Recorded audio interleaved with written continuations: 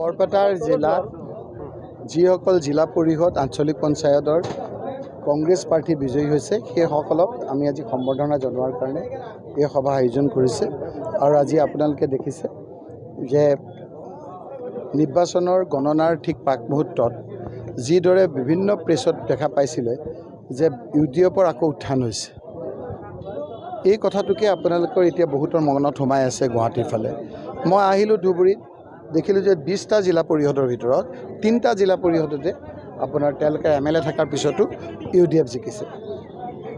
বৰপেটালৈ আহিলোঁ, বৰপেটাত 19টাৰ ভিতৰত 2জনত জিকিছে, য'ত তেওঁলোকৰ বিধায়ক আছে। তাৰ পিছতো যোৱাবাৰ মই কংগ্ৰেছ প্ৰাৰ্থী হিচাপে 10 লাখ ভোটৰ ব্যৱধানত জিকাৰ পিছতো যিবিলাক সমষ্টিত কংগ্ৰেছ দলৰ ফলাফল অলপ বেয়া হৈছিল, গোলোকগঞ্জ সমষ্টিত 27,000 ভোটত কংগ্ৰেছ পাৰ্টি হিচাপে মই MP ইলেকশ্যনত পিছ পৰি আছিলোঁ। এইবাৰ সেই 4টা জিলা পৰিষদৰ ভিতৰত এটাত কংগ্ৰেছৰ প্ৰাৰ্থী নাকচ কৰিছে আৰু 2টাত বিজেপি জিকিছে, এটাত কংগ্ৰেছ জিকিছে। যি 2টাত জিকিছে তাত এটাত 800 ভোট আৰু এটাত 2300 জিকিছে, আৰু কংগ্ৰেছ য'ত জিকিছে তাত 6000 জিকিছে। 27,000 ভোটত য'ত পিছুৱাই আছিলোঁ তাত আমি সমানলৈ আহিছোঁ। ঠিক একেদৰে বিলাচীপাৰা সমষ্টিটো 2টা বিজেপি জিকিছে, 2টা কংগ্ৰেছ জিকিছে। যোৱাবাৰ আমি তাত 5,000 ভোটৰ ব্যৱধানত জিকিছিলোঁ, এইবাৰ আমি 7,000 ভোটৰ ব্যৱধানত জিকিছোঁ। বাকীবিলাকততো তেওঁলোকৰ কোনো ধৰাশায়ী হৈ গৈছে। ঠিক একেদৰে আপোনালোকে যদি চাই মন্দিয়া সমষ্টিত 3টা কংগ্ৰেছে পাইছে, এটা UDFে পাইছে। তে MLA আছিল, এটা UDFে যদি পাইছে, MLA ইলেকশ্যনত 3টা পোৱাটো জিকিব নে এটা পোৱাটো জিকিব?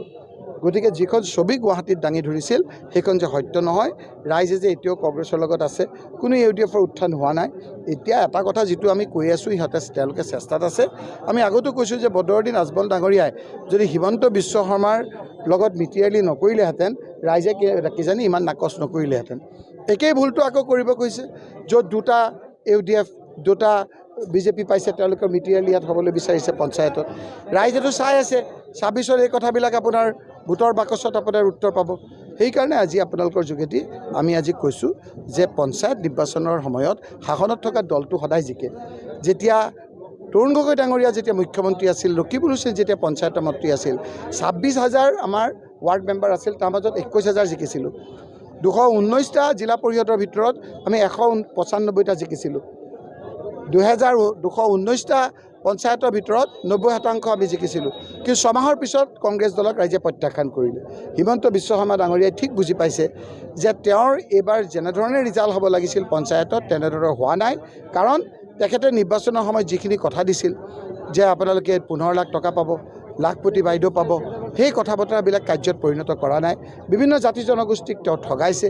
আহোম সম্প্ৰদায়ৰ লোকসকলে তেওঁৰ প্ৰতি ক্ষোভিত হৈ আছে। টি গাৰ্ডেনৰ মানুহক 351 টকা দিম বুলি কৈ এতিয়া 220 টকা 240 টকা দিছে দৈনিক হাজিৰা।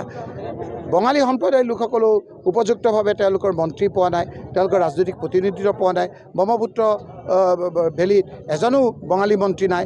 এই এইবোৰী সমস্যাই ৰাইজক আগুৰি ধৰিছে, আৰু সেইকাৰণে আজি আপোনালোকে দেখিছে হিমন্ত বিশ্ব শৰ্মা ডাঙৰীয়াৰ ৰাতিত টোপনি নাইকিয়া হৈছে। আৰু মই প্ৰথমে ভাবিছিলোঁ যে অলপ ইণ্টাৰমিডিয়েট আজিকালি ফাষ্টিং চলাই অলপ মানে ক্ষীণাব যত্ন কৰে যে মুখ্যমন্ত্ৰী সেইধৰণে কৰিছে নেকি।